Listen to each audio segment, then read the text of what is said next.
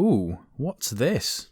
New ranks? Private, corporal, yada yada yada. Major. Ah, here it is. Wait, 12th?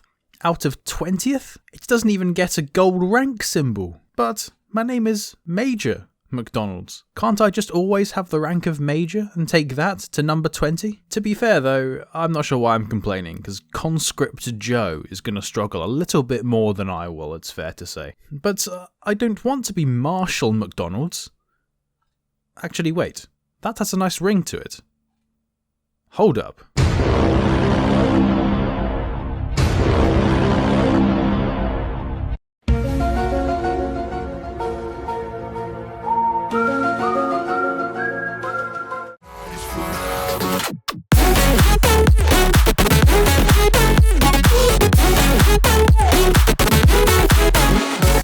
How are you all doing, humans of the world? It's your boy MajorMcDonalds, and you're watching a video covering the recent news releases, dev blogs and updates to the game of Enlisted. Quickly before we start, I'd just like to say I've finally opened a brand new Discord server for our community with so many new things to get involved with in the videos themselves and just to chat to me more. Link in the description if you're interested. But let's not dawdle, shall we? You guys know the drill by now.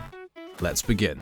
There's been a huge variety of news releases from the devs over the past few weeks referring to the upcoming major update. This update, you may be glad to know that it does not come with a new campaign. At least, I don't think so. I mean, I hope it doesn't. We really don't need a surprise Battle of Kursk campaign. Please, Darkflow. Moscow, Berlin and Stalingrad are all enough. Please. You're joking. Not another one? Oh, for God's sake, I can't stand this. But rather than assuming you all can't read and just telling you what the updates are, like many other Enlisted content creators do, not mentioning names, I'll instead give you my opinions on the two big dev blogs that came out on the 20th of May and what I believe the future of the game will look like as a consequence. Starting with the new military rank system, which is one of the major talking points. Well, upon first look, it seems like a great idea. If you recall, in many of my previous videos, I've spoke about the huge need for Enlisted to incorporate some kind of prestige feature, or some system to entice players back to the game after they've completed a campaign, because for the most part, players stop playing that campaign once they've,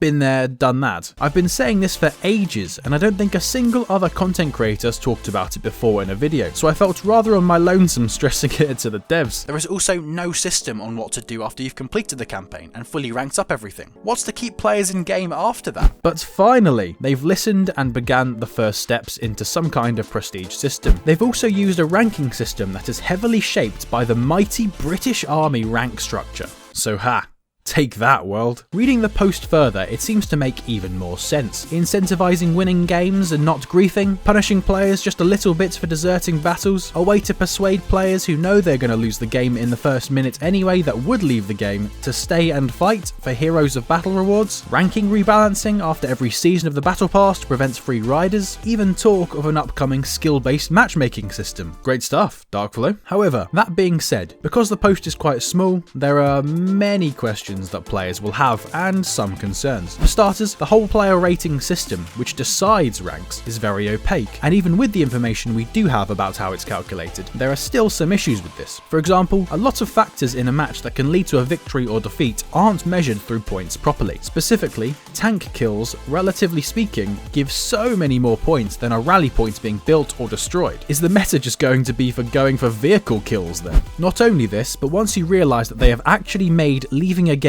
more attractive by saying losing matches means you will lose points, and most players think they know whether they'll win or lose a game by the end of the first few minutes of a battle, then those things combined mean they'll actually leave the games more often, so they can get into games they know they will actually win and not waste time on the losers, which is completely the opposite of what the devs are trying to achieve. This all really will depend on the so-called compensation by personal heroism, which implies getting the Battle Hero awards. But does this mean you won't won't have your player rating reduced, or still reduced but by slightly less maybe? Time will tell if it actually turns out that leaving games is more economically efficient to earn each player rating quicker. That would be a very unintended consequence, that's for sure. But equally as important in why people leave games is the fun of them, which is not being addressed here. And arguably it would get more frustrating not wanting to leave a game even though a game is not fun because either your team is getting stomped or you just hate the map. Therefore, one could connect the dots and suggest flaming in chat will be a more common occurrence, as well as devastating 4-man stacks, or even the more popular and the more played campaigns and factions, like the Soviets in Berlin, might start winning even more as people just care more about winning games, and they won't want to try a faction that's perceived as not a great one. I try my best to not succumb to the flame, but sometimes it's just too hard, man, come on. But then this is all besides the point to begin with. Enlisted in its current form is not currently in the right state to be a competitive game. Just look at the recent Stalingrad Not a Step Back event. Many players play just for fun, including myself, and I don't really want to care about some ranking system that will affect every match I play, whether I want to try hard or not, which will be compounded by the potential rewards for finishing in the top ranks, which haven't even been released yet, especially those with early versus late game weapons. But then again, if there are no or few rewards, then this prestige system won't have a large impact on general gameplay, toxicity, or anything else I've mentioned just now, which I personally think is the best option for the devs to pursue, as it keeps some prestige system in place to keep players coming and playing, regardless whether they've completed the campaign or not, albeit it's minimal, and allows the devs to test and gauge reactions from players without affecting gameplay so much. Nevertheless, I like the concept a lot and what the devs are doing, but it's all about the implementation of it, about how it will succeed.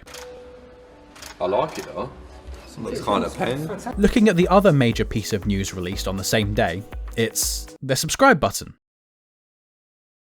Actually now, looking at the other major piece of news released on the same day, it's interesting, to say the least. If you want something that perfectly sums up the new Impact Grenades feature, then this Discord message does exactly that. I mean, seriously. The devs just nerfed grenade launchers, which are also basically impact grenades, but did not nerf them very well. Then they allow all troopers to get, basically, more grenade launchers in their grenade slot. I mean, seriously. Normandy is going to become the worst campaign in the game with these, mark my words. Though, if these do come in the game, it does mean that explosive packs will suddenly have some competition for the grenade slot, which is good, especially as these new impact grenades probably won't kill tanks, we hope. Dear God, imagine if they actually do. No! God, please, no! But still, these sound like they're going to be ridiculously overpowered, especially as you can't throw these away if someone throws them at you.